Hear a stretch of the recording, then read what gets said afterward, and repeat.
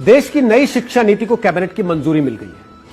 कहा जा रहा है कि इस नई शिक्षा नीति के तहत देश की शिक्षा में काफी क्रांतिकारी बदलाव कर दिए जाएंगे।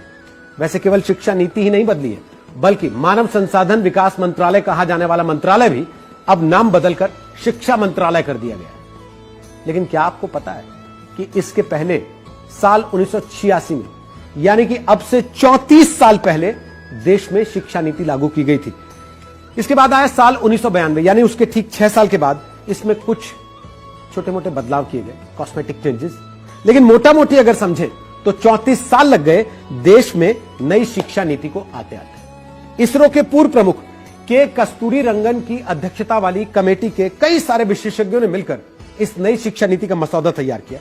तो चलिए आज आपको आसान लहजे में समझाते हैं कि देश की नई शिक्षा नीति में ऐसा क्या क्या बदल गया है जो आपके जीवन में बदलाव लाएगा। सबसे पहली बात पढ़ाई की, यानी बच्चों के लिए इस नीति में क्या क्या है। नई नीति के तहत स्टूडेंट्स को पढ़ाई के साथ साथ किसी लाइफ स्किल से सीधे सीधे तौर पर जोड़ने की कोशिश की जाएगी। अगर आपको ध्यान हो, मोदी सरकार का जोर हमेशा से स्किल डेवलपमेंट पर रहा।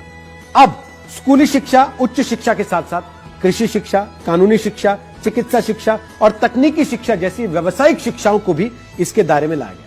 यानी अगर आपने स्कूल में कुछ ऐसा सीखा है जो स्किल के तौर पर गिना जा सकता है, जो रोजगार परक कहा जा सकता है, तो उसे आपके रिपोर्ट कार्ड में जगह दी जाएगी। अभी तक क्या होता था? अभी तक आर्ट, म्यूजिक, क्राफ्ट, स्पोर्ट्स जैसे सब्जेक्ट्स थे, वो सहायक पाठ्यक्रम या एक्स्ट्रा करिकुलम का हिस्सा कहे जाते थे। अब नई नीति के तहत ये मेन कोर्स का हिस्सा। इस नई शिक्षा नीति में एक और अहम चीज आ गई है, वो ये कि इसमें मल्टी एंट्री और एग्जिट सिस्टम को मंजूरी दे दी गई। इसको आपको एक उदाहरण से समझाते हैं।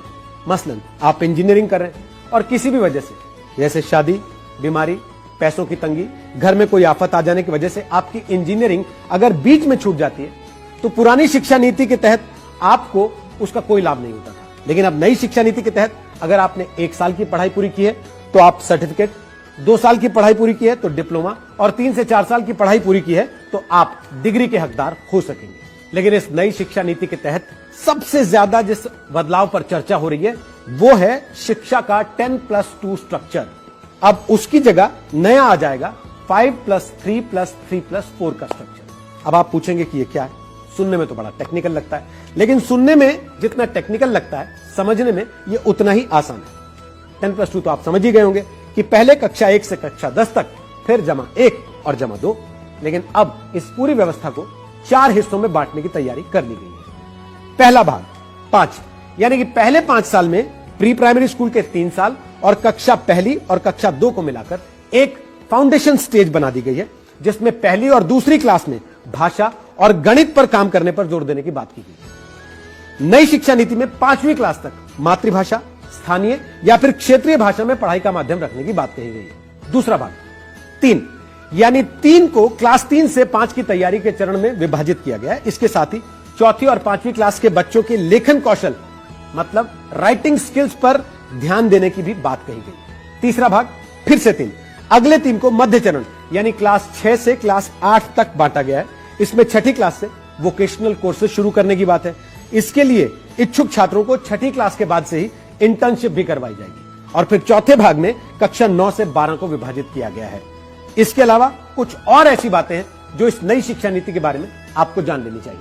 मल्टीपल डिसिप्लिनरी एजुकेशन में अब आप किसी भी एक स्ट्रीम के अलावा उसके साथ साथ दूसरा सब्जेक्ट भी ले सकते हैं। माने अगर आप इंजीनियरिंग कर रहे हैं लेकिन साथ साथ आपको म्यूजिक का भी शौक है, तो आप उस विषय को भी साथ में पढ़ सकते हैं। अब स्ट्रीम के मुताबिक सब्जेक्ट लेने पर जोर नहीं रहेगा। रिसर्च में जाने की इच्छा रखने वालों के लिए भी नई शिक्षा नीति में नई व्यवस्था की गई है। उनके लिए 4 साल के डिग्री प्रोग्राम का एक विकल्प दिया जाएगा, यानी 3 साल की डिग्री के साथ एमए करने के बाद एमफिल करने की जरूरत नहीं रहेगी, वो सीधे पीएचडी में जा सकते हैं। इसका मतलब ये कि नई शिक्षा नीति में सरकार ने अब एमफिल को पूरी तरह से खत्म करने की बात कही है। नई शिक्षा नीति में छात्रों को यह भी आजादी होगी कि अगर वो कोई कोर्स बीच में छोड़कर कोई दूसरे कोर्स में दाखिला लेना चाहते हैं तो वो कोर्स से एक खास निश्चित समय तक ब्रेक ले सकते हैं और उसके बाद दूसरा कोर्स ज्वाइन कर सकते हैं। और जैसा हमने आपको पहले बताया कि मानव संसाधन विकास मंत्रालय का नाम बदलकर अब शिक्षा मंत्रालय कर दिया गया। इसका मतलब ये कि रमेश पोखरियाल निशंक अब देश के मानव संसाधन विकास मंत्री नहीं बल्कि देश के शिक्षा मंत्री कहे जाएंगे। इन सारे बदलावों के अलावा भी कुछ और बदलाव हैं जो इस नई शिक्षा नीति में किए गए। जैसे राष्ट्रीय परीक्षा एजेंसी द्वारा उच्च शिक्षा संस्थानों में एडमिशन के लिए कॉमन एंट्रेंस एग्जाम का ऑफर दिया जाएगा और साथ ही सिलेबस में भारतीय ज्ञान पद्धतियों को शामिल करने के लिए राष्ट्रीय शिक्षा आयोग का गठन करने और प्राइवेट स्कूलों को मनमाने तरीके से फीस बढ़ाने से रोकने की सिफारिशें भी की गई और इस नई नीति के तहत सरकार ने कुछ लक्ष्य भी निर्धारित किए। कहा गया है कि कुल जीडीपी का 6% हिस्सा शिक्षा पर खर्च होगा, जो अब तक 4.43% हुआ करता था। साल 2030 तक एजुकेशन फॉर ऑल का लक्ष्य निर्धारित किया गया, जिसके लिए एनरोलमेंट को 100% तक ले जाने का लक्ष्य है। तो ये है देश की नई शिक्षा नीति की कुछ खास बातें। तो जैसा निदा फाजली साहब ने कहा है ना, धूप में निकलो, घटाओं में नहाकर देखो, जिंदगी क्या है किताबों को हटाकर देखो।